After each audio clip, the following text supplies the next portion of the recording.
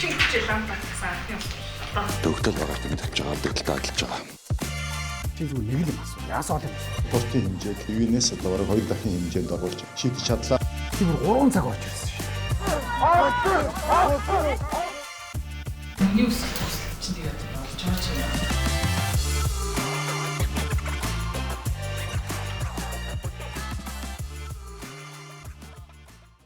Залгуучлаа хүндээ орон төргийн өдөр өнгөрч байгаа 2025 онд улс төр нийгмийн эдийн засгийн салбарт өрнөсөн үйл явдлуудыг оны онцлог подкастаараа үзэгч та бүхэндээ хүргэхээр студид манай Ламка болроо тунгаанаар ажиллаж байна. За тагууртай орон дүргээ. Зоримны.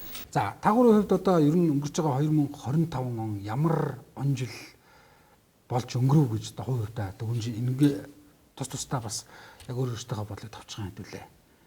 Гэж бодож байна. Тэгэхээр 2025 оны хувьд тайнзуулч байлаа бас саарзуулч бас нэлээдгүй байлаа. 2025 оны одоо эдийн засгийн хувьд хямрал нүрэлсэн бол нөгөө талд бас Монгол тамирчид маань төв дэлхийд бас нэрээ цойрайтуулж олон амжилтыг бас гаргасан ч байлаа гэж миний дүгнж үзэж байна. Тухайлж ярих юм бол улс төрд бас бужигнаантай, дотоод зодоо маргалдаан гэдэг юм уу ихтэй. За нийгэмд бол мэдээж бас олон нийт бухимдалтай. За бас олон нийтийн одоо багтам он жилүүд болж өнгөрсөн гэж дүгнэж байна. За тунгаа. Миний хувьд л их сайхан тийм тасархайлж ил байлаа. Юм тасалдсан, юмараа тасарсан. Тийм сайхан тасархайлж 2025 байлаа. Тийм.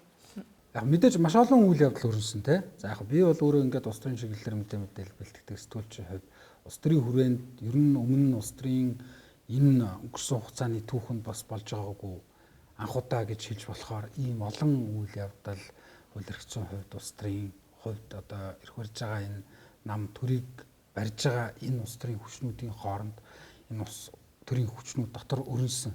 Нөгөө талдаа ард иргэдийн амьдрал тийм сайн бас байсангүй гэж ер нь бодож байгаа. Хамгийн гол нь за мэдээж энэ хүндхэн 2025 өнгөрч чинь энэ нөхцөл байдал 2026 онд ч үргэлжлэх нэг юм зүйл анзаарэгдэж байгаа юм л да. Тэгээд тэр агуулгаараа харах юм бол ер нь бас нэлээд ийм хүнд олон жилүүдийн эхлэл байудаа л гэж хувьдаа бас бодож байна. Тэгэхээр бас улс төр гэснээс хамгийн түрүүнд бас оноос хойшоо одоо 2025 он гарснаас хойшоо хамгийн онцлог зүйл нь Монгол улсын 32-33 дахь ерөнхий сайд оюун эрдэнэ огцорсон үйл явдлыг бол үнэхээр одоо оны дараах хамгийн эхний онцлог зүйл юм болов уу гэж бодож байна. Энэ дээр одоо таны хувьд бас улс төрд одоо парламентэд сурвалжладаг сэтгүүлчийн тухайд яг одоо хөшигний цаана процесс за нийгэмд гарч байгаа процесс нь хэрхэн өрнөсөн юм бэ? Яг мэдээж Монгол улсын одоо ерөнхий сайд асан оюун эрдэнэ хувьд за ер нь яг одоо энэ жилийн тухайд огцорно гэдэг бас тийм таамаг ер нь улс төрөнд байсангүй л магадгүй одоо энэ 2024 оны сонгуулийнхаа үр дүнгээр олонхыг бүрдүүлсэн Монгол Ардын нам оюун эрдэнэ гэдэг дарагтаа 2028 оны сонгуулиуроос олгож золгоно гэж зүгээр таамаглаж ирсэн боловч одоо энэ жил тэрээр огцорсон. За мэдээж одоо юунаас болж огцорсон бэ гэдэг манай үзэгчд бас сайн мэдчихэж байгаа бах те.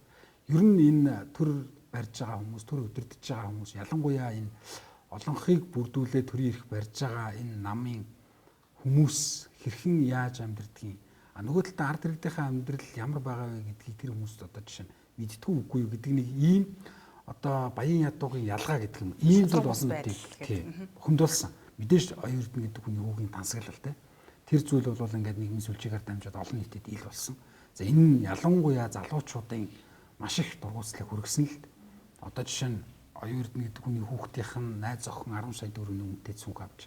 Магадгүй зүгээр оюун эрдэнэ гэдэг хүн бизнес эрхэлдэг байсан бол энэ ямар нэгэн асуудал биш. Яагаад тэгэхээр асуудал учир юундаа байгаа вэ гэхээр одоо тэр оюун эрдэнэ гэдэг хүний хүүхдийн одоо найз охиныхон хэрглэж байгаа. Нөгөө талдаа одоо хадам аавна гэх юм уу те. Ингээд өөрөө ерхий сайд байна гэдг нь тэнд татвар төлөгчдийн мөнгөөр тэрийг авсан уу? Тийм учраас ингээд орлогоо нотлооч гэдэг юм шагсаалыг зохион байгуулсан. Таад маань бас мэдчихэж байгаа. Тэгээд залуус маш олон хоног төлөв бадарч агссан л та. Үндсэндээ бараг 20 гаруй хоног жагссан.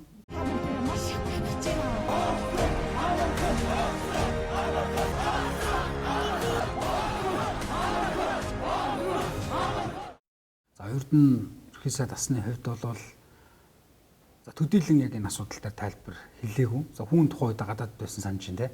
Гадаадаас ирээд аврагтаа тэмцэх газар тус тийм мэдүүлэг өгөөд ингэ явж исэн ийм үйл явдлууд өрнсөн. Тэгээд ер нь бол Монгол улсын түүхэнд оюун эрдэнэ гэдэг ерөнхий сайдын хувьд бас хамгийн удаан одоо доктортой ерөнхий сайдаар ажилласан. 2021 оны 1 сарын 27-ны өдөр Монгол улсын 32 дахь ерөнхий сайдаар томилогдчихсэн болвол ямар ч байсан ингээд 1516 өдрийн турш засгийн газрыг тэргүүлсэн байдаг энэ хүн. Тэгээд одоо үүссэн нөхцөл байдалтай холбогдуулаад одоо ажил авах усүр сонголт болгонд үлдээгүй ямар ч байсан ерөнхий сайдаас ус огцорсон байгаад. Энэ бол мэдээж одоо улс төр хүрээнд өрнсөн бас нэг онцлог үйл явдал яхаарахгүй мөн үүнээс улбаалаад өнөөдрийн ирэх барьж байгаа нам дотор энэ Монголын улс төрийн хүрээнд маш олон үйл явдлууд одоо энэ өнгөрсөн 2025 онд бас өрнөлөөлт. Энэ дээр одоо жишээлбэл яг цүнхний асуудал гэдэг юм уу, энэ ингээд санаандаггүй зүйл биш юм шиг одоо зүйл ажиглагдаад идэг. Тэгэхээр улс төр дээр ингэдэж чи санаандаггүй зүйл гэж хизээч байдгүй одоо гэд. Тэгээ энэ жагсаалыг одоо хардах хүмүүс ч байна. Яг органик жагсаал болсон уу гэвэл болсон. Ер нь бол өнөөдөр хамгийн гол асуудал залуучууд юун дээр бухимдсан бэ гэхээр татвар төлөгчдийн мөнгөөр аав нь одоо хатан маамны ерөнхий сайд байхад ингээд одоо бэрн ийм үнэтэй янз бүрийн брендийн цүнх хэрэглээд байгаа нь өөрөө яг цэвэр бизнесээ хийж олсон ийм хөрөнгө мөн үү үгүй юу гэдгийг л нотолчих гэсэн. Тэгээд ерөнхий сайдаас оюун эрдэнэ хувьд дээр алдсан байхаар энэ дээр нотлого ус нэлээд хугацаа алдсан. Магадгүй цаана нь одоо энийг янз бүрээр л нийгмийн сүлжээнд шүүмжилж ярьсан шүү дээ. Одоо MCS гэдэг компанитай холбож ярьсан. За одоо энэ жагсаалыг одоо тэргүүлээ явж исэн бидний бас мэргэжлэх залуу байсан. Энэ залуу одоо MCS гэдэг компанитай холбоотой холбоогүй тэндээ санхүүждэггүй гэл янз бүрийн асуудал байл. За энэ бол мэдээж хоёр дахь асуудал байх. Магадгүй одоо ийм зүйл байсан байхыг үүсэхгүй. Хамгийн гол нь зүгээр залуучууд юу хүсэж байгаа гэхээр шудрах хэсгийг л шаардаж байгаа. Тэгэд үнэхээр шударгаар орлогоо нотолсон бол хамаагүй тэгээд энийг нотлоод яваал гэдэг л нэг ийм л үнцэг зүгээр харагдсан эндээс.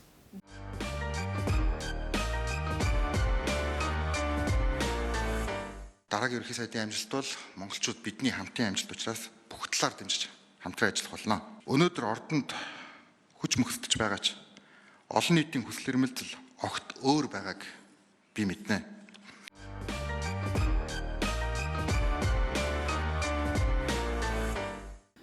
Тухайн үед одоо Монгол Улсын 34 дахь ерөнхий сайд хэн байх вэ гэж олон л нэр одоо хэвлэл хуудсан дээр хурж ирсэн.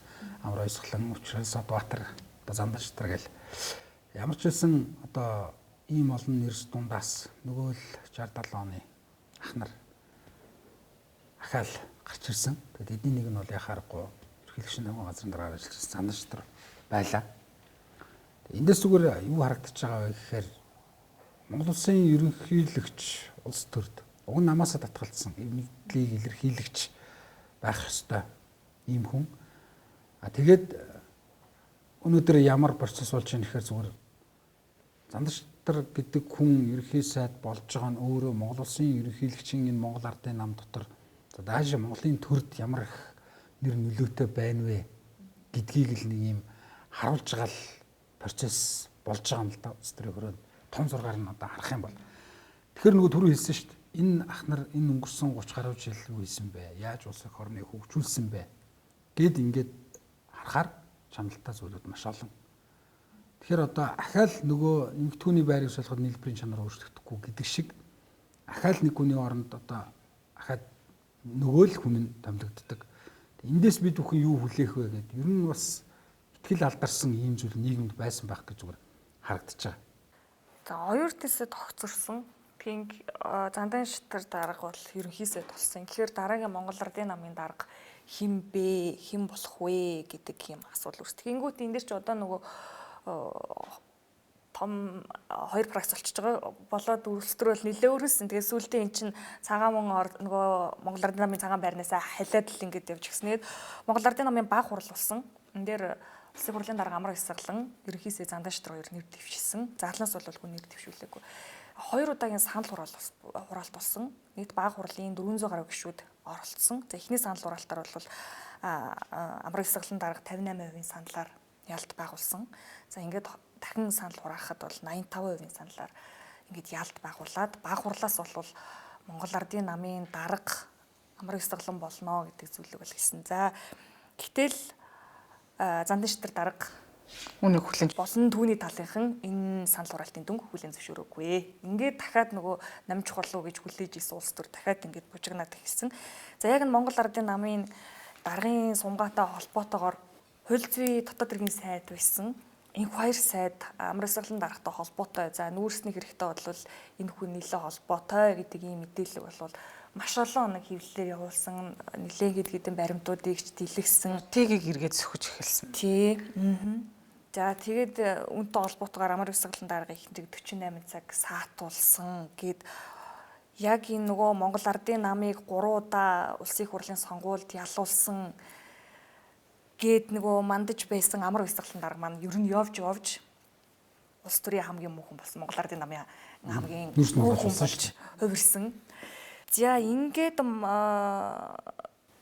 яг энэ юуны баг хурлын үеэр болвол маш их сонсогдчихсэн үг бол нөгөө том ах гэдэг нэг юм нэр томьёо ер нь бол улс төрийн хүрээнд бол ингээд гарч эхэлсэн. Ялангуяа нөгөө эрх баригч намын дарга хэм болох вэ гэдэг Том ах гэж хийм бэ. байгаад байгаа ш дуулан парламентын цэцэглэлтэй тэ ардчилсан ийм нийгэм гэж байгаа боловч бүгдээрээ л нэг юм том ахыг л яриад эхэлсэн тэ том ах юу шийдэн тэргээр л наадах чинь сонгогдондоо гэд ингэж өдөржин шүнжин хуралцсан Монгол Ардын намын баг хурал бол явж намын дарга их хурлаараа товлно гэдэг ийм шийдвэрт хүрээд нөгөө санал өгсөн залуу гишүүд нь нөгөө намаа маш их шүүмжилж эхэлсэн. Нэг талдаа эндээс бас ингээд харахаар эрх баригч нам хэдийн нөгөө ужигэрчлаа гэж ярьж байгаа боловч бас тэр доороос нөгөө юм шин залуу үе гарч ирж байгаа нь бас тэндээс бас ингээд харагдчихсэн. Яг мэдээж амар ёсоглон гэдэг хүний хувьд бол ерөнхий сайд болохоос өөр сонголт байхгүй. Яг тэгэхээр ер нь Монгол Ардын намын дүрмэнд нь ч байдаг. Намын дарга ерөнхий сайд байж болно гэдэг. Яг байнч гэсэн хатуу тэм заалт байхгүй л. Гэхдээ түүний хувьд ягаад ийм сонголт хийх шалтгаан байгаа вэ гэхээр ер нь бол одоо хүчний харьцааг нэг талд нь гаргах хэрэгтэй. Одоо их хурлын дарга мань хүний хувьд байгаад ирэхээр яг одоо тухайн ялсан намын төрийн эрх барьж байгаа намын гол одоо сонгуулиар амласан мөрийн хөтөлбөрөө хэрэгжүүлэх боломжтой тэр институт бол мэдээж засгийн газар. Тэгээд намын мөрийн хөтөлбөрөө хэрэгжүүлэхийн тулд одоо ерөнхий сайд болохоос өөр аргагүй. За нөгөө талдаа одоо нүүрсний хэрэгтэй өөрөө нэр холбогдоод за дээрэс нь баг хурал дээрээсээ дэмжлэг аваад намын даргаараа сонгогдсон. За тийм учраас ер нь бол одоо ерөнхий сайд болох энэ одоо чиглэл рүүгээ явж байгаа. За энэ бол угаасаа амар ёсглончоо эрдэнчөө Зандан Шидар хиндчл одоо хийх ёстой сонголт гэж бол хэлж болно. Гэхдээ мэдээж энэ засгийн газрыг огцруулах процесс бол үндсэндээ бас нэлээд маргаан дагуулсан. За ер нь одоо бас энэ улс төрийн практикт анх удаа одоо ерөнхий сайд нь өөрийг нь огцруулсан одоо их хурлынхаа шийдвэрийг хүлээн зөвшөөрөх үндсэн хуулийн стандлаа цэцч гисэн одоо дунд судлалын хуралдаан биш шууд их судлалын хуралдаан хийж болдгийг бид бүхэн харлаа. За дээрэс нь одоо ерөнхий сайдын энэ мэдээлэл гаргасан мэдээллийг одоо хүлээн аваад нэг хоногийн дараа их судлалын хуралдаанаа зохион байгуулалтыг харлаа. Тэгэхээр үнэхээр өнөөдөр энэ үндсэн хуулийн цэц одоо улс төрчдийн захиалгаар ажилдаг гэдэг юм шүүмжлэл бий. Томилсон хүмүүстэй одоо үнж ажиллаж байна гэдэг юм шүүмжил бол ер нь үе гардаг цэцэн гаргаж байгаа шийдвэр байсан. Тэгэхээр магадгүй одоо энэ жил энэ улс төрийн хүрээнд өрнөсөн засгийн газрыг огцруулах шийдвэрийг үндсэн хууль зөрчсөн гэж цэц мэдээж сүүлдэн шийдвэр гаргасан л. Гэхдээ үүнээс өмнө энэ болсон процессод цэцэн энэ гаргасан шийдвэр өөрөө энэ бүхнийг нотолж харуулв уу гэдэг бас нэг ийм шин зүйл бол эндээс анзаарагдаж байгаа. Тэгээ эцэст нь өнөөдөр амар ёсглон гэдэг хүн их хурлын даргач биш, ерөнхий сайдч биш, намын даргач биш. Ингээд их хурлын сул гишүүн болсон байгаа. Тэгээд энэ бол үндсэндээ эрх барьж байгаа энэ Монгол Ардын нам дотор нөгөө эрх мэдлийг хэн авах вэ? Хонглын түлхүүрийг одоо хэн авах вэ гэдгийн төлөөлөл тэмцэл.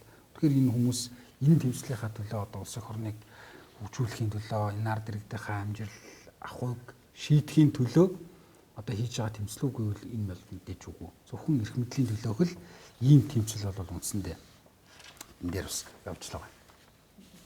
Бүгдлээсээ Зандан Шидар дарга нь засгийн газрын ирэх буцаад ингээд сэргээд үйл ажиллагаа явуулж болно гэдэг ингээд сэргээсэн. Тэрний дараа инх баяр сайдыг хөл зүйн татварын сайдаар томилсон. За энэ нүүрсний хэргийг нэг талд нь гаргаад цэг тавиараа гэд. Эн чинь өөрөө нөгөө Нэг хэргийг шийдэх гэж сайд томилдог болцсон юм. сайд шууд ингээд нөлөөлдөг болчихсон юм. Хөл зүйн сайд шууд ингээд нөлөөлдөг болцсон юм уу ч гэж ингээд харахаар. Тэгээ инх баяр сайдыг чинь бол Монгол Ардын намын удирдах зөвлөл чинь хуралдаад уул намаасаа хөөцсөн. Тийм. Хяналтын хороо хуралдаад хөөцсөн. Тэгсэн чи иргэд сайдаар томилсон. Тэгээд томилгохдоо тий нөгөө практикийн хүнийг намнуулах гэж байгаа юм шиг ингээд нэг юм захиалгаар иргэд нөгөө хөл зүйн сайдыг ингээд томилж байгаа нь бас Маш олон удаа сонсч байсан шүү дээ. Ер нь бол ингээд салбарын сайд гэдэг бол тэр салбарынхаа бодлогыг л тодорхойлдог. Энэ салбар ямар чиглэл рүү хөгжих, яаж явах юм, ямар зүйлийг хийх юм бэ гэдэг л нэг юм бодлого тодорхойлдог гэж одоо ер нь үеийн үед ярьж ирсэн. Бид нарт тэгж ойлгуулж ирсэн. Гэтэл үгүй юм байна.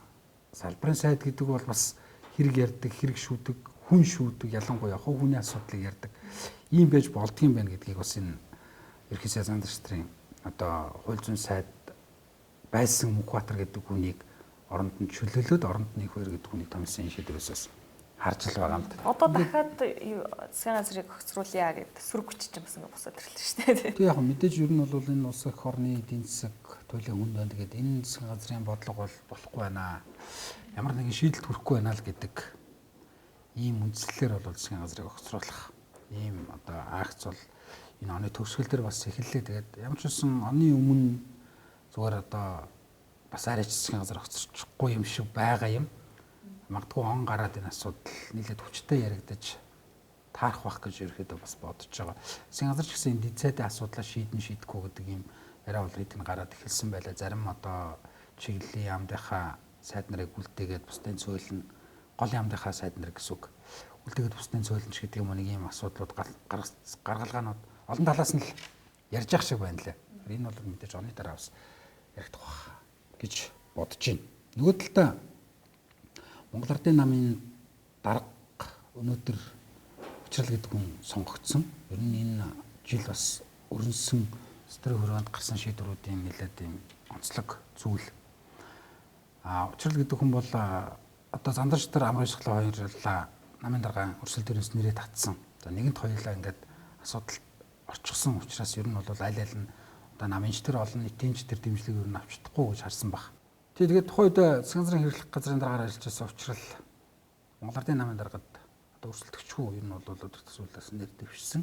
Заалнаас Монголын үндэсний худалдаа аж үйлдвэрийн танхимын дарга 5 бас нэр дэвшсэн те. Ямар ч байсан өрсөлдөө явсан санал хураалт явсан. Тэгээд үнэмлэхүй ялдаг бол засаг хурлын даргаар сонгогдсон Учрал байгуулснаар Монгол Ардын намын дарга болсон. Тэгээд үүнийхээ дараа бол их хурлын даргаар одоо ажиллахаар ийм шийдвэрийг одоо нам нь бас гаргаад өнөөдөр их хурлын дарга хийгээ явж байна. Тэгээд ер нь бол ингээд энэ онд болсон стресс хөрөөнд өрнөсөн үйл явдлуудыг бас ерхэд нь томилон хэлэхэд ийм байна. За та хэд маань энэ дэр өөрсдийн саналаа хэлэх үү? Одоо энэ улс төр төссөн нөхцөл байдал түрүүний бид хэд ярьжсэнчлэн том ахтай ер нь хэр холбоотой байд юм бэ? Та хэд ер нь энэ дэр юу гэж бодож байна? Яг мэдээж одоо улс төрийн хүрээнд янз бүрийн яриануд байна. Гэхдээ мэдээж зарим нь одоо үнэн байдаг, зарим нь бол судлал ховж ер нь бол байдаг. Гэхдээ зүгээр яг өнөөдөр ингээд энэ ирэх барьж байгаа нам дотор болж байгаа процессыг харахаар улсын хурлын дараагаар сонгогдсон Учрал гэдэг хүн бол Монгол Улсын ерөнхийлөгч хайр хүн гэдгийг хүн болго мэднэ. За Монгол Улсын ерөнхийлөгч наваа газрын дараагаар нь ажиллаж байсан мөн одоо галтгойг нь одоо хариуцж ирсэн зандарч нар гэдэг хүн ерхий сайд болоод явлаа. Ингээд зүгээр энэ том зургаар нь харахаар өнөөдөр одоо ерөнхийлөгч хөлсөх гэдэг хүн эдгээр намаасаа татгалцсан байх ёстой боловч Монгол Ардын нам дотор өөрийн эрх мэдэл байр суурийг бол өдрөөс өдөрт улам л бэхжүүлж зузаатгаж байгаа нэг ийм л зүйл харагдаж байгаа. Тэгэхээр нөгөө үе хоорондын шинжилэл энэ одоо залуучууд нь гарч ирээд одоо өнгөрснөө мэдээж үүсэхгүй шин зүйлийг санд сэдээд ингээд хийх энэ бодол зорилго ер нь эргээд асарч яана удаа л гэдэг ийм зүйл бол харагдаж байгаа. Тэгээд ямар ч хэлсэн ах нарын сүүдэр бол энэ Монгол Ардын нам дотор одоо байсаар байна. Эдийн хүртэл байсаар байгааг бол мэдэхгүй. хамгийн гол нь энэний үр дүнд олон нийт дард иргэд улс их орон хохирох гээд идэг ийм зүйл бол үндсэндээ бас байдаг шүү дээ. Тэгээд ийм зүйл л одоо бити байгаасай л гэж бодож. Нөгөө ерөнхийдөө үндсэн хуулиар ч юм бол ерөнхийлөгчийг нэг удаа сонгоно 6 жилээр гэдэг. Тэгээд хамгийн ихний нөгөө Монгол Ардын намын дотоод одоо юунаас эхэлсэн юм бэ гэдэг тэр үүнээс бол эхэлсэн ингээд том ах нөгөө том ах гэж нэрлэгдээд байгаа хүнийхээ үгэн дараагүй учраас авраг цаглан дараагүй. Ерхийсэд оюун эрдэнэ 2 улс төрөөс явлаа гэдэг нэг юм шиг байгаа шүү.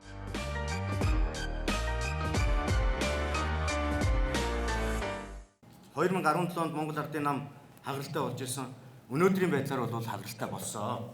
За энэ хагаралын эзэдийг бий бол өнөөдрийн байдлаар ерөнхий сайд Зандан Шатар, ерөнхий нарийн эмчийн дарга Содбаатар, гадаад иргэн сайд Бац эцэг, хөдөө аж ахуйн сайд Ж2, өчигдрийн мэдгэл хийгээд байгаа Б2 нарын хов зөөж амь зогоодог хүмүүсийн хийдэг ажлаа гэж боддог.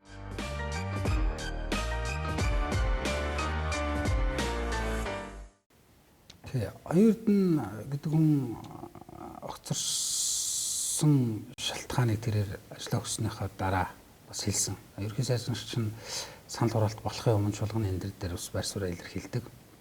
Яг нэг хэлсэн үг нь анхаарал татсан л та. Ер нь бол төрийн ордон дотор өвчин өсөлтөө улс төр одоо шулуухан хэлэхэд энэ эрх ашгаараа нэгдсэн бизнесийн бүлэглэлүүд одоо энэ шийдвэрийг гаргалаа. Яагаад тэгэхээр би гашуун сухадыг явуулаа. Яагаад тэгэхээр би том төслүүдийг хөдөлгөлөө.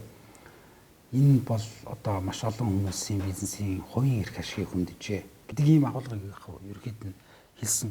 Оюутанд бас хийсэн ажлууд бий. Тэрийг бол мэдээж үүсгэж болохгүй. Тийм хамтарсан засгийн газрын тэргүүн оюун эрдэнэ яг гол одоо эдийн засагт гээд аваад үзэхэд том бүтээн байгуулалт олон жил гацсан төслүүдийг бас хөдөлгөсөн одоо гавьяатай зүйлүүд бас байгаад байгаамаа. За одоо дан ганц одоо юу гэдгийг одоо гайтай балагтай зүйлүүдийн ярихаас илүүтэйгээр за тухайлбал ганц мод гашуун сухат бомбт дээр гэхэд энэ төсөл одоо 20 гаруй жил гацсныг одоо хүн болгон мэдж байгаа. Тэгэхээр одоо бүгд найрамдах хятад тулстай 90 замын үд бомбтын дараагийн 2 дахь хил холболтын томоохон одоо ийм төмөр зам гэдгээрээ ач холбогдолтой. За эдийн засгийн тухайд ингээд аваад үзвэл яг энэ хил холболт одоо 2027 онд одоо бүтээн байгуулалтанд дуусчих бол экспорт нүүрсний экспортын хэмжээ 2 дахин нэмэгдэнэ. За тэгэхээр яг энэ экспортоос үүдэлтэйгээр эдийн засагт ямар нөлөөллийг үүсгэх юм бэ гэхээр мэдээж бас одоо энэ тээврийн зардал гэдэг зүйл эдийн засагт за мэдээж бид экспорт нүүрсээ ингээд экспортлоод байгаа хэдий ч маш өндөр зардалтай тээвэрлэлтийг хийж яадаг. Тэгэхээр энэ тээвэрлэлтийн одоо зардал 3 дахин буурах боломжийг бас бүрдүүлж байгаамаа. Тэгэхээр энэ гашуун сухад ганц мод төмөр замын бүтээн байгуулалтаар ганц одоо хэлэх гээд байгаа зүйл нь яг энэ 20 жил гацхтаа одоо тийч 20 жилийн хугацаа гэдэг чинь ер нь одоо хүнээр бол одоо 20 настай хүн байх гэдэг шүү дээ. Тэгэхээр 20 жил гацсан төсөл гэдэг бол мэдээж цаана энэ хэмжээгээрээ том эрх ашиг яригдж байгаа. Одоо том бүлэглэл байх бий гэдэг таамаглал одоо байх ч болов гэдэг зүйлүүд яригдж байгаа. Тэгээд одоо гашуун сухатын төмөр замын бүтээн байгуулалт эхэлж явах өдөр Улаанбаатар хотод бас огцруулах чагсаал нь үргэлжилжсэн байдаг гэд яг энийг бас дурдах хүсэж ирсэн.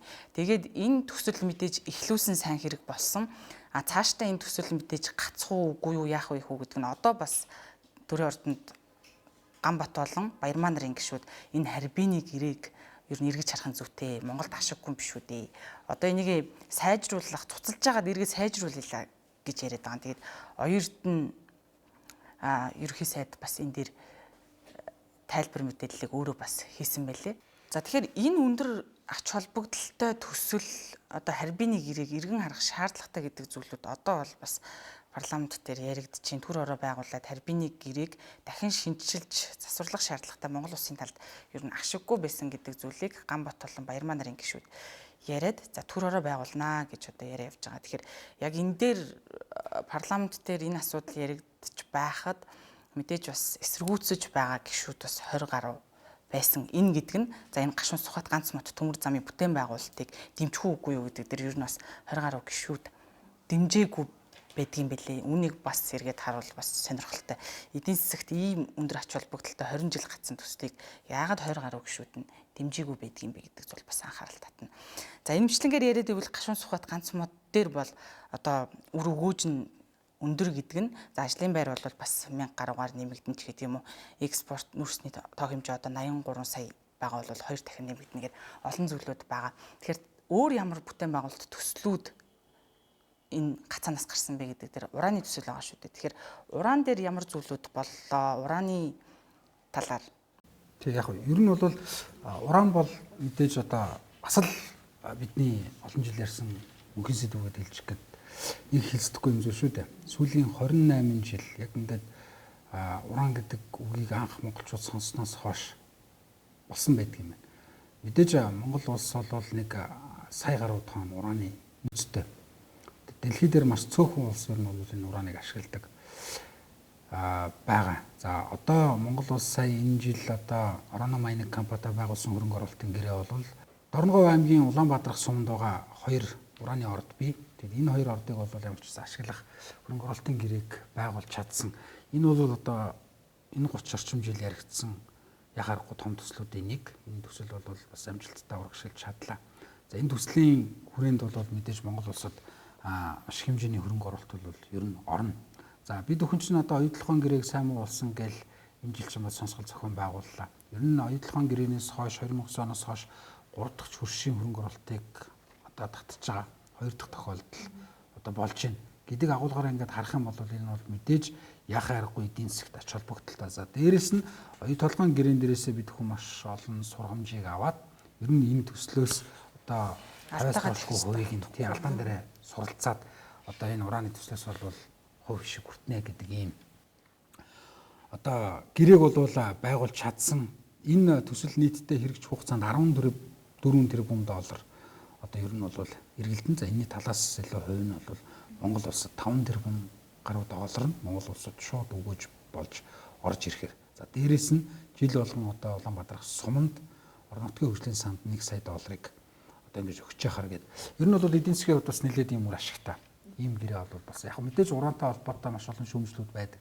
Олон хэдэн янзын хөл толгойтой одоо мал амтны төрлөө гэл ийм зүйлийг бол ярьдаг шүү дээ. Тэгээд энэ бүхэн өнөөдөр яг аль биесээр батлагдсан зүйл одоо ингээд эргээд харахаар байдгүй юм байна л дээ. Хаанаас ийм одоо гаргаж ирээд байдаг юм бэ гэдэг нь өөрөө бас нэлээд сонирхолтой юм асуул.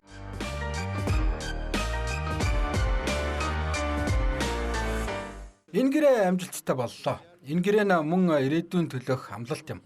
Манай хоёр улсын худалдааны эргэлт 10 жилийн хугацаанд 4 дахин өсч бидний хамтын ажиллагаа чухал салбарууд руу хүрээгээд хэлэх болно. Ирэх жилүүдэд бид илүү их амжилтаа гаргах болно.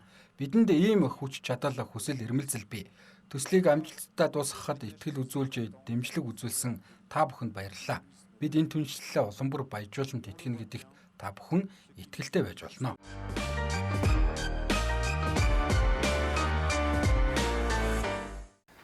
Энэ төсөл ингэж байгуулагдсанаар Монгол улс дэлхий дээр одоо ураны товлогчулж байгаа 6 дахь орн болж байгаа. Гэдгээр одоо туйлын ач холбогдолтой. Гэхдээ мэдээж энэ төсөл хэрэгжиж эхлэх үед одоо ер нь том төслүүд хэрэгжихэд хамгийн гол нь эрчим хүчний их үүсвэр байдаг. Ер нь өнгөрсөн онуудад шинээр эрчим хүчний их үүсвэрүүд ашиглалтанд орсон бас ганц нэг юм тохиолдлууд бий. Ер нь эрчим хүчний салбар өөрөө ч гэсэн өнөөдөр аврын байдалтай л ажиллаж байна. Үеийн засгийн газар яг нэг ингэ шийднэ гэд ярьдаг. Төдийлөн бас ажил хэрэг болгосноо цөөн баг. Ер нь энэ эрчим хүчний салбарын өнөөгийн байдлын талаар ямар мэдээлэл дунгаж байна? За эрчим хүчний эсэргээлтийг хийя, эрчим хүчний реформ хийя гэд хоёр засгийн газрын үед бол эрчим хүчний реформ хийсэн.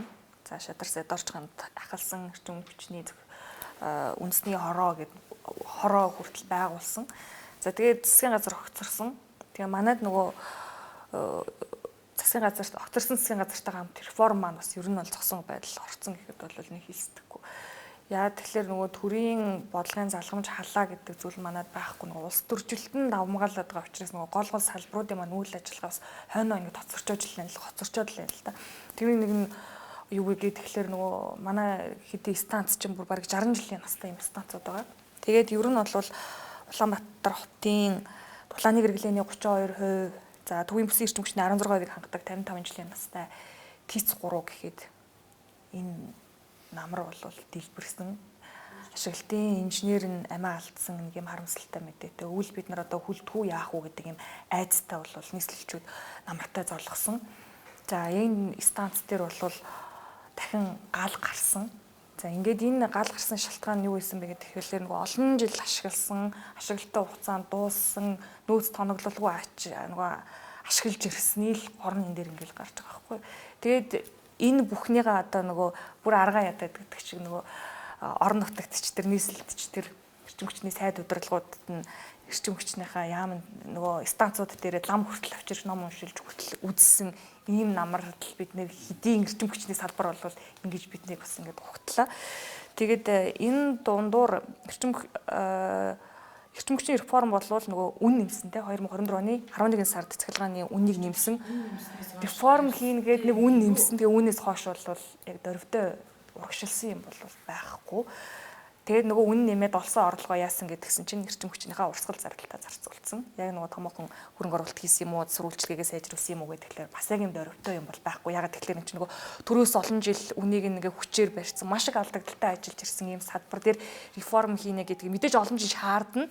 Нөгөө эрчим хүчний хороо байгуулсан дор чанд нь алга болоод тийм баг дарга нь эрчим хүчнийхээ төлөө хөөцөлтөд бөөрөлжүүтэй олж авсан юм шиг. Багаар бол ингээ урагшлуулж явах хэрэгтэй байсан чинь ингээгүй. Тэгээ сая зандан шитрийн засгийн газар байгуулагдсан нөгөө эрчим хүчний реформ хийхэд нөгөө ахлаад явжсэн хороог бол татлан буулгацсан. За харин нэг сайн мэдээ нэх юм бол одоо хотын шүгнүр гэдэг шиг Нямбатар даргын анхудаа Улаанбаатар 500 тэрбумын бонд босгосон. Үүнийхээ 300 тэрбумаар бол бүрэлдэхүүн цахилгаан станцад хөрөнгө оруулалт хийсэн. 600 мегаваттын 4 блок станцын 2 блок нь бол 24, 25 онуудад бол ашиглалтанд ороод төвийн эрчим хүчний системд нийлүүлсэн гэдэг эрчим хүчнээ нийлүүлээд ямар ч байсан 3 дугаар цахилгаан станцынхаа алдагдлыг нөхөх хэмжээнд хүрээд ингээд явж байна. За 2028 онд бол бүрэлдэхүүн цахилгаан станц бүрэн ашиглалтанд орно. Ингийн бол нийт хэрэглээний 20-30% бол нөгөө дотоодын найдвартай хүйсвэрээр хангах юм боломж бол бидэнд бас ингээд бүрдчихэд байж байгаа. За энэ дээр бүрэлдэхүүн одоо жишээлбэл нийслэлээс 300 тэрбумын хөрөнгө оруулалт хийгээд одоо жишээлбэл бид нар одоо энэ үйл арайч бас нэг гал алдчихгүй шиг эрчим хүчтэй байж штэ. Тэгэхээр яагаад одоо эрчим хүчний сайд чойжл сүрэнд 300 тэрбумыг нэг одоо бүрэлдэхүүн байна уу? Ер нь энэ хувийн компаниуд байна уу? Энэ гал алдахгүй төлөө нэг 300 тэрбум төгрөг маяг өгчих. Тэр их нэг сэтгэлийн асуудал юм шүү дээ. Тэгэхээр манай нөгөө юм хийж байгаа Нямбатар маань 300 тэрбум төгрөгийг хийж нэг бид нар нэг гал алдахгүй шиг байна. Тэгээ бүрэлдэхүүн цахилгаан станцын гүйцэтгэгчээр нь Бод группийн охин компани Цэцэнс майнингийн Energy гэдэг компани ажиллаж байгаа. 28 онд бол ашиглалтанд оруулаад өгнө. За тэгээд нөгөө олон жил яригдсан Эрдэнэ бүрэнгийн усан цахилгаан станцын зээлийн хилцээрэг бол ерөнхий сайдаас оюун эрдэнэ бүгд найрамд тагтад ард улсад альчлах үеэрээ бас яг зээлийн хилцээрт бол гарын үсгээ зурцсан. Ингээд ямар ч хэлсэн нэг санхүүжилт нь бол тодорхой хэмжээгээр ингэ шийдэгдээд ингэ явж байгаа. Энд дээр бас одоо шинэ засгийн газар нь бас ингээд ажиллаад явах байх. Уул нь Эрдэнэ бүрэнгийн цахилгаан станц ашиглалтанд орж байгаа юм бол энэ чинь баруун бүс чигээрээ эрчим хүчээр ингээ хангагдах ийм боломжтой байгаа. Тэгээд ер нь эрчим хүчний салбараас төр хэтэрхийх оролцоогоо татчихуултай хувийн хвшилтэйг ингээ хамтраад өгвөл төслүүд бол маш хурдан ингээд яваад ашиглалтанд орж болж гинэ гэдэг жишээ нь бүрэлдэхүүн цахилгаан станцаас ингээ харж болохоор байгаа юм. Тэгээд хэтэрхийх төр оролцоод ирэхээр за тэгээ нөгөө талаасаа яг энэ эрчим хүчний салбар нөгөө шатгуун гэх юм уу нөгөө стратегийн маш юм чухал энэ бүтээгдэхүүн дээр салбар дээр улс төрийн оролцоо орж ирээд нөгөө цүнх баригчтай гэдэг шиг та улс төрийн томилгоо хийгээд ингээд ирэхээр л яг энэ салбарууд маань ингээд хөгжихгүй л юм. Уул нь улс орныхоо хөгжлийг эрчим хүчний салбар нь бол ингээд тэргүүлээд явж явах ёстой боловч манайх одоо бүр ингээд нэлээд доорогцоо одоо л ингээд араас нь ингээд хүйж гүйцгээл явж явах жишээтэй заримтай нь баг нөгөө том бүтээн байгуулалтаа зэрэг ингээд л явж байна. Аль нь дөрвөл жишээлтэнд орох вэ гэдэг дээр ийм байна. Тэгээ дээрэс нь нөгөө маш хямд цахилгаан эрчим хүчийг та нартай хэрэглүүлж шүү. Гэтэл чухмал төрийн хайр гişиг хүртээ гэдэлсэн гэтэл одоо тэгэл горын устаяараа ингээл дахиад нөгөө ард иргэдэн бодит байдал дээр ингээл нөгөө горын ансаал ингээл байж байна. Үн хүчээр барьж ирсний л горолдоо. Төр одоо эрчим хүчний салбарт үнийг хүчээр барьдаг. Энийг чөлөөчих юм бол яг өнөөдрийн нөхцөлд гэдэг юм уу те. Ард иргэдийн энэ аж амьдрал орлого цалин мөнгө ямар байгаа вэ? Ингээд энэ нөхцөлд үнийг чөлөөлөөд өрсөлдөөний бий болгочих юм бол үн мэдээ шууд усч таарна. Одоо бол хэд дахин баг гэж ярьдаг лээ. Одоо үйлдвэрлэж байгаа 1 кВт- цаг эрчим хүчээ одоо маш алдагдaltaй ашигтай биш. За ядаж одоо үүнийг үйлдвэрлэж байгаа өртөгт нийцүүлээч гэдэг юм ингэж зарж чаддгүй. Энэ дээр төр оролцоод энийг одоо ингээ хүчээр барьснаас болоод эн чинь өөрөө ер нь бол энэ салбарын хөгжлийг бас хоош татчил байгаа юм л.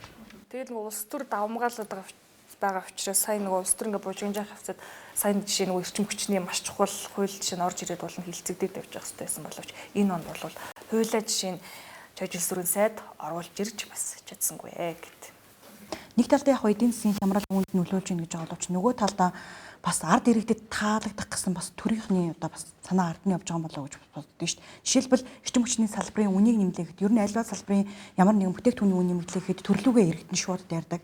Яг энэ тогтолцоо бас Монгол улсад нэлээдгүй одоо тогтчихсон учраас ямарваа нэгэн байдлаар одоо энэ үнэ барих аргыг өөртөө одоо PR болгож ашиглаад байгаа юм болоо гэж бас нэг талаар харддаг. Эдийн засгчдын зүгээс бол одоо эрчим хүчний үн гэдэг юм уу те яг нөгөө сүр бүтээгдэхүүний үнд яалтчгүй нөлөөлөх төр зүйлс нь ингээд тодорхой хэмжээгээр нэмэгдэж байгаа бол инфляц ямар нэгэн байдлаар хөдлөлөө гэдэг тэр ойлголтыг ер нь бол ард иргэдтэйг үнэн мөннөөр нь ингээд хэлж явах хэрэгтэй гэдэг зүйлийг сүүлээд болуулсан гэж зөвлөд байгаа. Тэ за манай эрчим хүчнийг тун таараа үнэлгээтэй л 2025 онд байна да. Тэгэнгүүт тасалдал дахиад үргэлжлээ төрийн сангууд нь осорчихлоо гэдэл мэдэгдээд тест тэ. Тэгэхээр сангууд хоосорч ирэх жилүүл эдийн засгийн байдал бол нэлээд хүндэрнэ гэдэг асуудал бас яригдж байна л да. За үүн дээр жишээлбэл одоо эрүүл мэндийн даатгалын сангийг авч үзнэ. За эрүүл мэндийн даатгалын сангийн ер нь одоо алдагдал яг юунаас эхлэлтэй вэ гэдээ аваад үзэх юм бол за нөгөө нэг л Капитал банк, Чингис банктай бас холбогдоод явчихж байгаа юм. За анх 100 гаруй тэрбумаар одоо эрүүл мэндийн салбарын даатгалын сангийн алдагдал тооцогч ирсэн бол за яг өнөөдрийн байдлаар 280 тэрбумд хүрээд байгаа юм. Тэгэхээр эрүүл мэндийн даатгалын сан өөрөө алдагдалд орж ийнө гэдэг чинь эргээл иргэдийн амьдралд бас нэг сөрөг нөлөө үзүүлээд ирж байгаа юм. Иргэд одоо жишээлбэл анхан шатны тусламж үйлчилгээг авахтаа хүртэл одоо үн төлбөртэй авах одоо нөхцөл байдал ер нь бол үүнээс л үүсэж байгаа юм. За нөгөө талдаа нийгмийн даатгалын сангийн асуудалч бас үүнд яригдана л да. Жишээлбэл нийгмийн даатгалын сангад одоо өнөөдрийн байдлаар аж ахуйн нэгжүүд үнэхээр одоо өгөх ёстой одоо татваруудаа өгч чадахгүй байна. Үүнээс үүдээд 650 орчим тэрбумын одоо татаас бас үлдэгдэлтэй байна те. Тэгэхээр үүнээс шалтгаалаад мэдээж хэрэг нөгөө нийгмийн даатгалаас иргэдэд үзүүлэх үйлчилгээнүүд бас тодорхой цаг хугацаагаар зогсож байна. За тухайлах юм бол одоо нөгөө ажилгүйдлийн даатгал гэж тэгэхэд одоо 3 хувааж авдаг шүү дээ. Тэгэхэд эхнийх нь одоо хүсэл төгснөөс хойш дараагийн сар нь одоо эхнийх нь мөнгө орох ёстой болвол за 9 сараас хойш тасалдал үсээд за тэгээд 2-оос 3 сараар хойшлж байгаа жишээ нь. Тэгэхээр мэдээж хэрэг энэ сангуудын одоо энэ тасалдал нь эргээд нөгөө иргэдийнхаа кармаа руу нөгөө иргэдийнхаа одоо аж байдал руу эргээд бас ачаалал үүсгээд явчихж байгаа юм л да.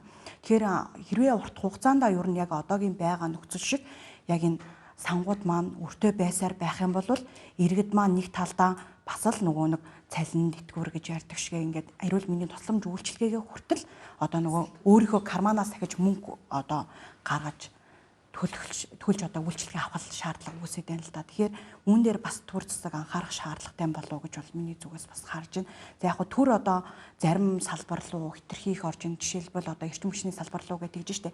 Тэгэхээр тэр анхаарлаа бас одоо энэ сангууд руугаа бас анхаарал хандуулах шаардлагатай бол өнгөрсөн хугацаанд бас сангууд маань нилээд одоо хүмүүс ард орхиод тэгээд дээрэс нь ингээд нөхцөл байдал ч бас нилээд хүндэрчлээ.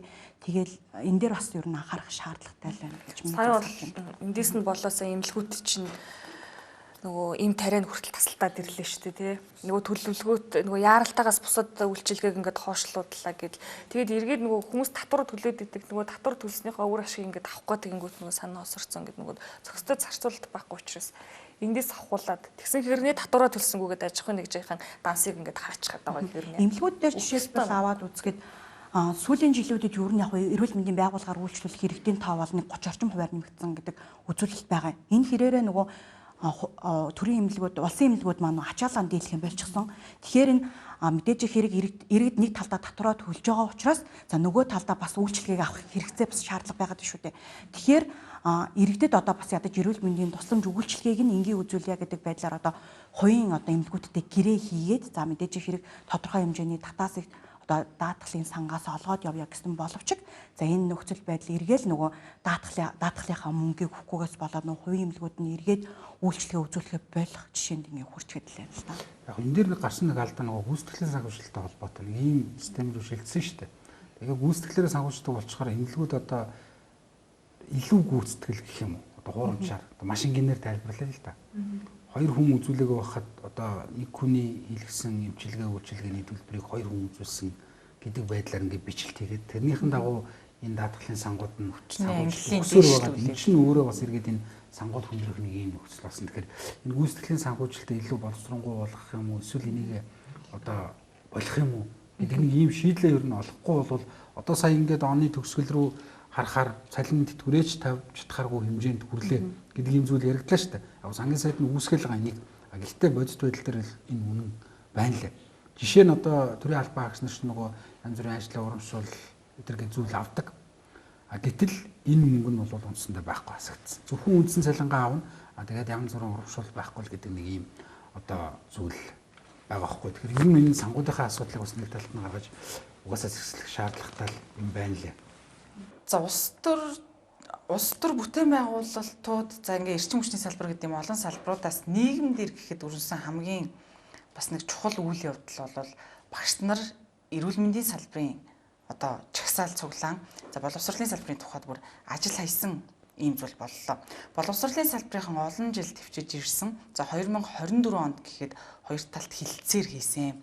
Тэгээ 25 онд бас нэг 20% нэмээд ингээд 15% гээд ийм шатлалаар нэмэх хилцээрийг хийсэн ч 25 онд одоо нэмэхгүй байсан учраас хилцээрээ зөрчсөн учраас үүнтэй холбоотойгоор үйлдвэрчний хэвлэлээс одоо талбай дээр гарч чагсах сонголтыг хийсэн.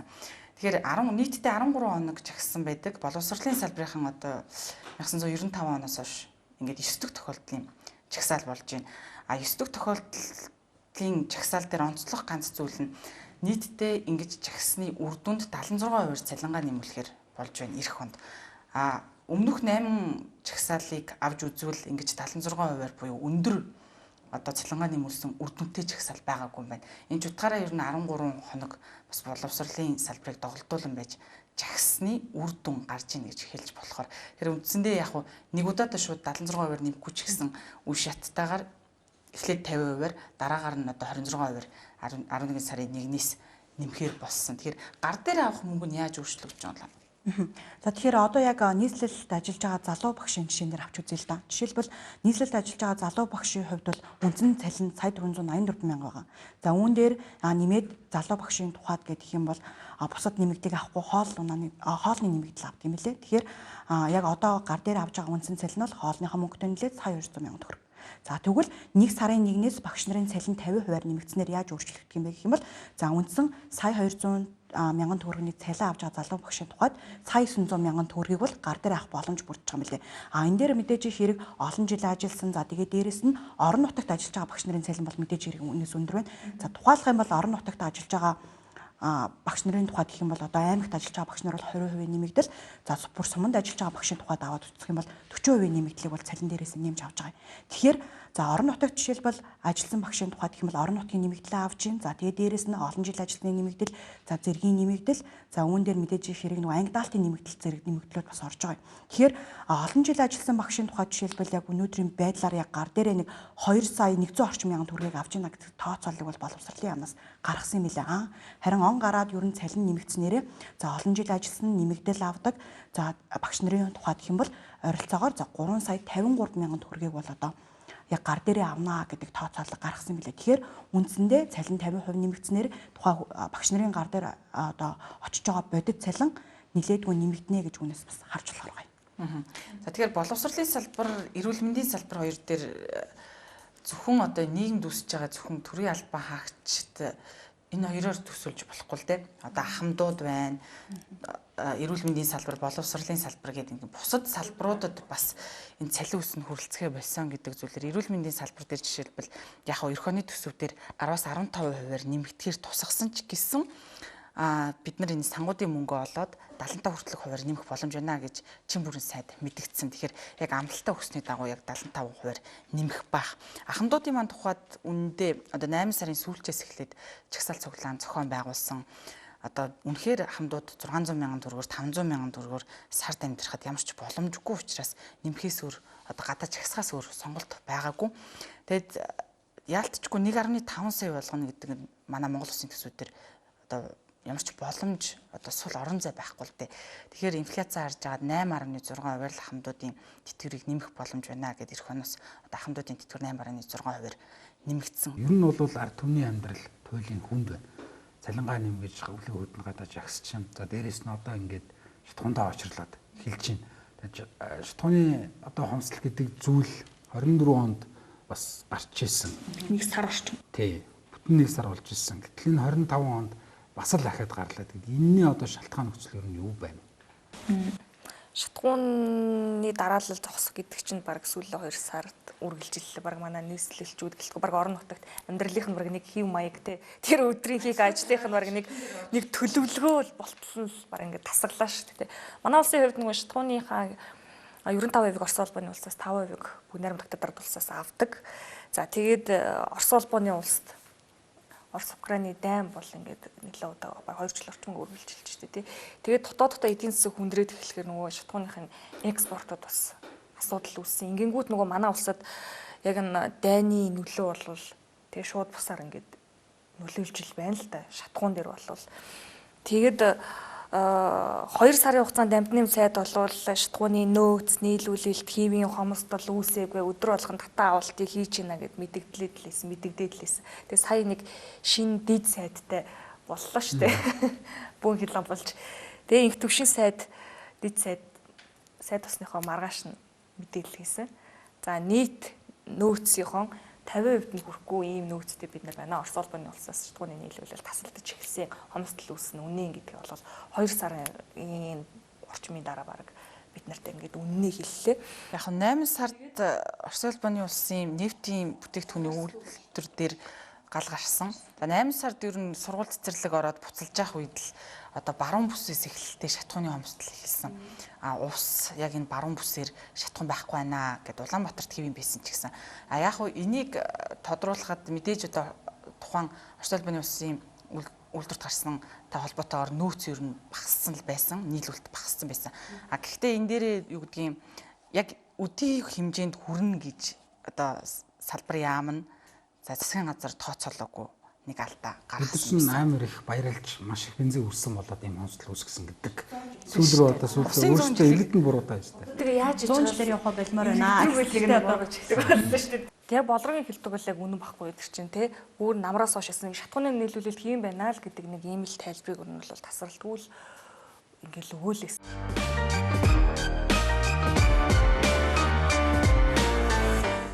Шатхууны хомсдлыг бид нэр шийдвэлчээд байгаад шатхууны хомсдолтой гэж нийгмийг өдөрт төвхөрж байгаа юм шиг юм ярианууд. Арай гэж бид нар одоо өдөржин шинж ажиллаж иж шатхууны хомсдол бол өнөөдөр бол бүрэн шийдвэрлэгдлээ. Улаанбаатарын асуудал бол өнөөдөр үдээс хойш гэхэд бол асуудал болчихно. Хэвийн хэмжээндээ хэрэглээд явах юм бол одоо бас байдал нөхцөл тогтворчхоор уржигдраас өчигдөр хамаагүй дээлдсэн өчигдрөөс өнөөдөр хамаагүй дээлдэж одоо зөвхөн А92 дээр үүссэн шок бол үндсэндээ өнөөдрөөс ингээд одоо хэвийн байдал руу шилжих рүүгээ орж байна. Асуудлыг бүрэн шийдэж одоо импортын хэмжээг хэвийн болгож хэвийнээс одоо бараг 2 дахин хэмжээнд оруулж ингэж шийдэж чадлаа.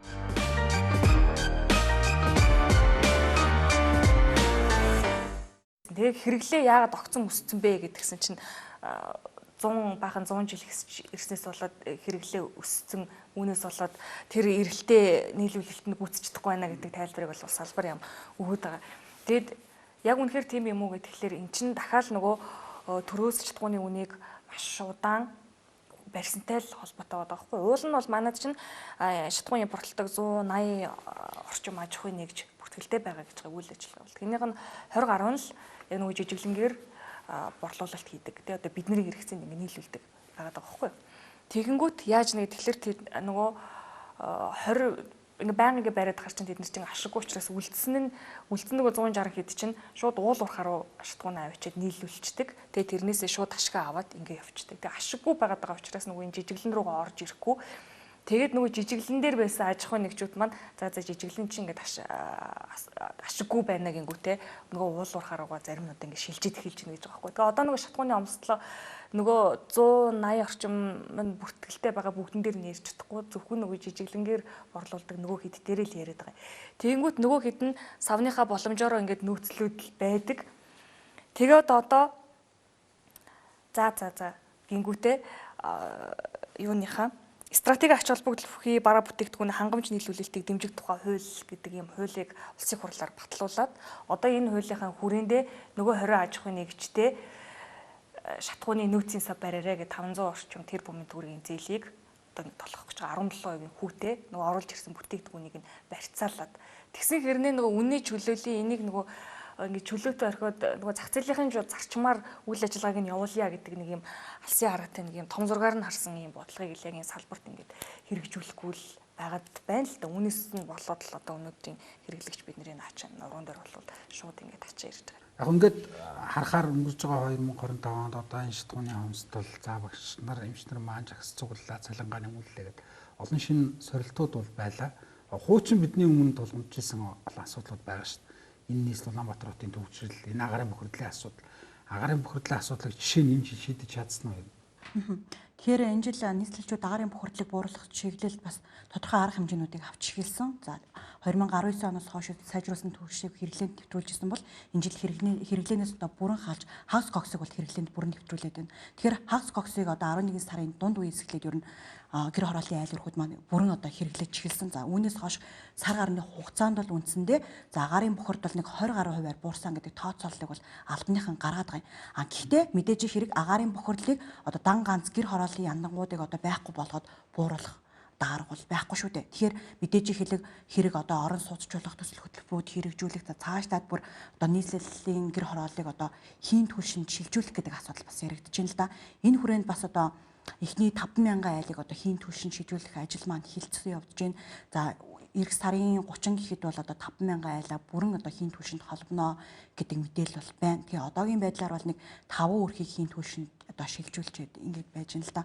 Агарын бохирдол дээр одоо энэ жил 23%-аар агарын бохирдол буурчлаа гэдэг дээр та нар ер нь юу гэж бодож байна?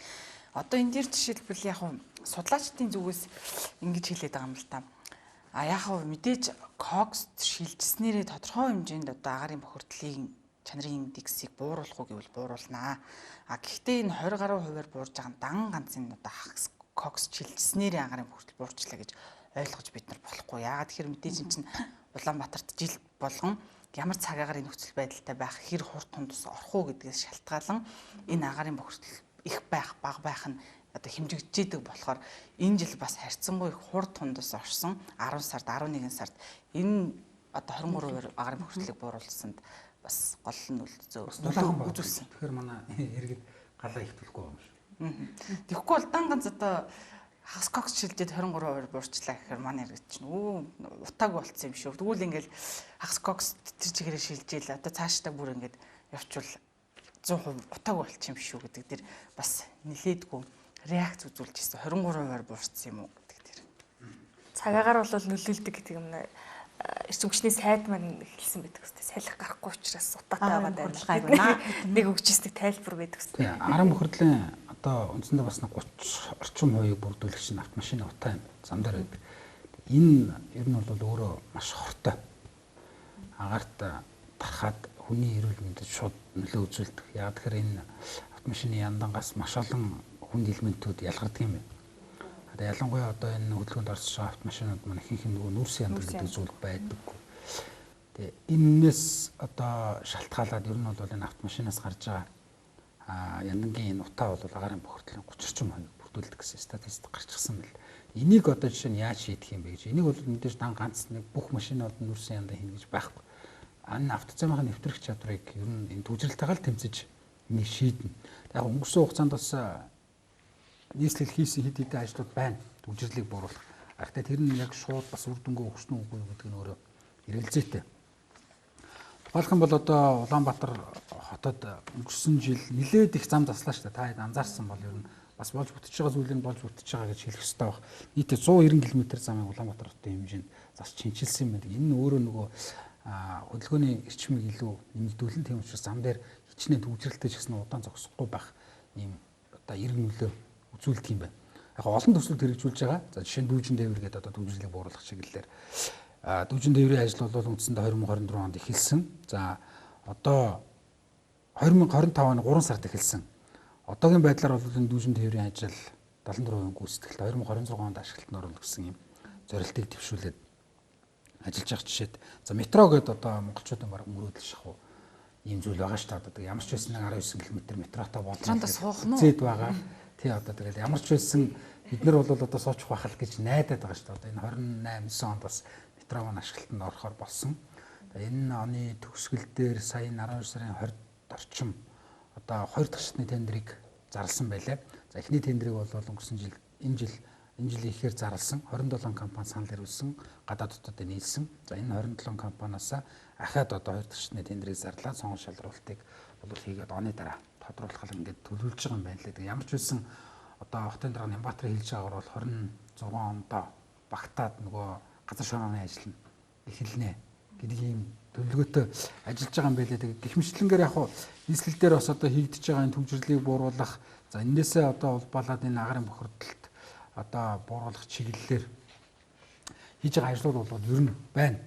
За яг ингээд зүгээр том зургаар нь харахаар ер нь за нийслэл дээр гэдэг юм уу бас нэлээдгүй хідэн одоо галаж галтахаар гэх юм уу одоо эрг гэх юм уу иймэрхүү ажлууд байна. За ер нь үндсэндээ бусдаар бол ард түмний аж амьдрал өсөлт гээд харахаар нэг л хүндхэн л 2025 оныг үдчих шиг байна. Харин харьцангуй манай энэ соёл урлагийн салбарын бол маш олон одоо амжилтыг бас гаргасан эх орныхоо нэрийг дэлхийд дахин цуурайтуулсан эх орноос уртачлсан ийм одоо үйл явдал бас энэ 2026 25 онд өрнжээ гэж бас ялцчгүй онцолж хэлэхгүй болохгүй бах. Тэгээд яг магадгүй би нөгөө эрэгтэй гэдэг утгаараа одоо e-спортыг онцолж байгаа. Одоо манай Монгол Цэгээ баг одоо монголчууд төдийгүй дэлхийн мэддэг боллоо. Одоогоос нэг хэдхэн жилийн өмнө одоо энэ компьютерийн тоглоомыг одоо энэ e-спортыг тоглоом гэж л хардаг байлаа шүү дээ. Эцэг их нууралдаг ч юм уу те. Гэтэл өнөөдөр Монгол улсын нэрийг одоо дэлхийд цуурайтуулсан ийм спорт болоод хөгжчихсэн байна. Одоо энэ манай Монгол Цэгээ багийн хувьд бол энэ 2025 онд 4-5 том тэмцээнд орсон. Нэг дэлхийн аврагт бол тэрүүн байр эзэлсэн.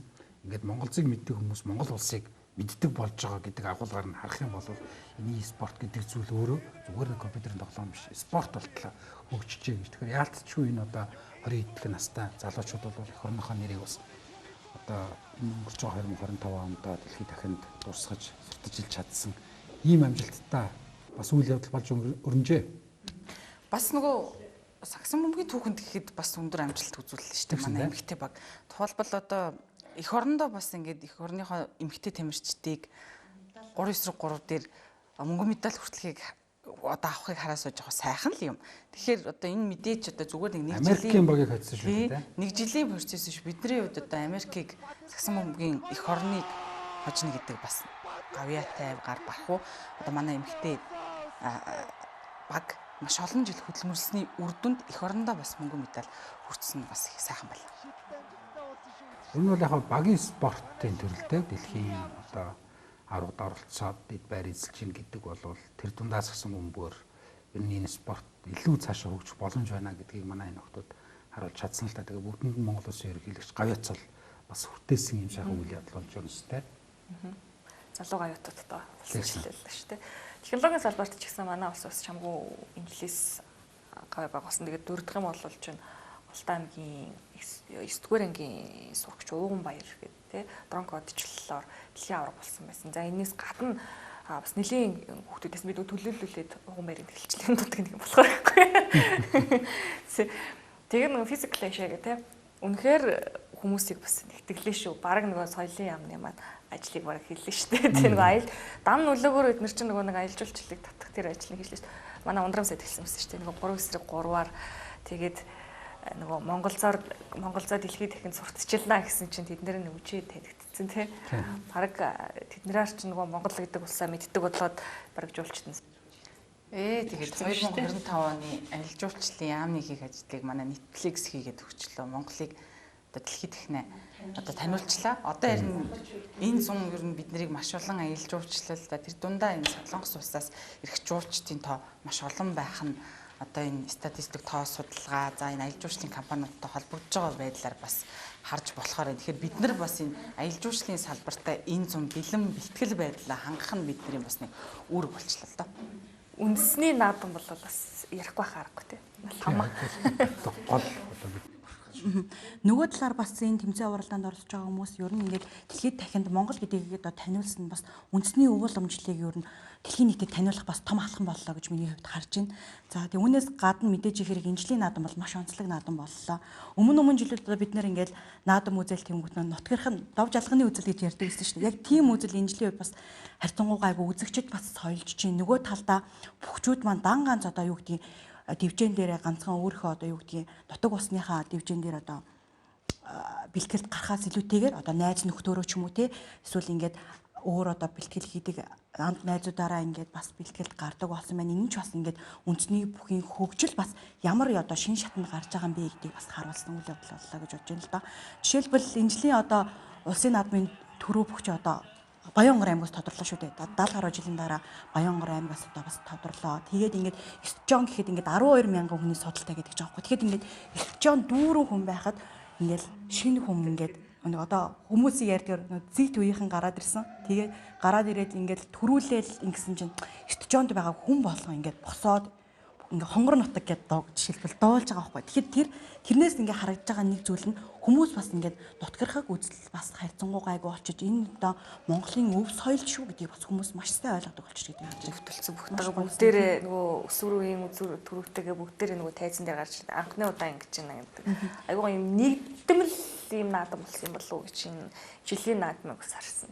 Спорт ивлийг эрхэмлдэг гэдгийг одоо энэ Монгол бүхч гэсэн спорт шүү, спорт руугаа орсон. Энд чи одоо нэг жудаг газ гадна ивэ гэдэг зүйлийг хангах хэрэгтэй гэдэг рүү явж байгаа гэдэг бас айгүй чухал юм байна гэдгийг л бас харсан. Монгол цэг гэхэд талбай дээр ч тэр хүрээлэнд ч тэр оноо өнжин бүгдээрээ сугалж байгаа л үзээ дэмжлээ шүү дээ. Спортоор дамжуулаад нөгөө энэ жил ер нь бол манай соёл урлаг спортынхын чинь нөгөө ив нэгдлөнгөө улсынхаа ив нэгдлэг гэдэг шиг сайхан хангаад өгч байгаа юм шиг. Үүнээс үүдэлчлээ дэлхийд дахинд бас Монгол гэдэг нэрийг за Монголын өв соёл одоо соёлыг одоо жишээлбэл таних хүмүүс дээрээс нь цаашлаад ер нь Монголын өв соёлыг сурталчлах одоо бас томоохон одоо эхлэл тавигдлаа гэж харж байна. Манай Орхон баяр аргач хүмүүсийг крашлаад байгаа шүү дээ. Дагагч магагч янз бүр зүйл шүү дээ.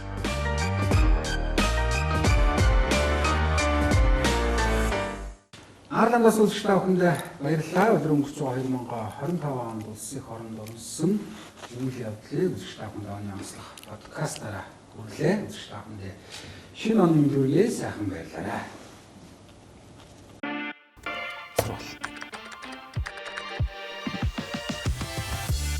Ирчин хичээл лампад гэсэн юм. Төгтөл багаар тэмдэглэж байгаа, дэглэлтэй ажиллаж байгаа. Чи зүгээр нэг л асуу. Яасаа л юм. Спортын хэмжээг ивэнээс одоо бараг 2 дахин хэмжээнд оруулж шийдэж чадлаа. Чи бүр 3 цаг орж ирсэн шүү дээ. Ньюс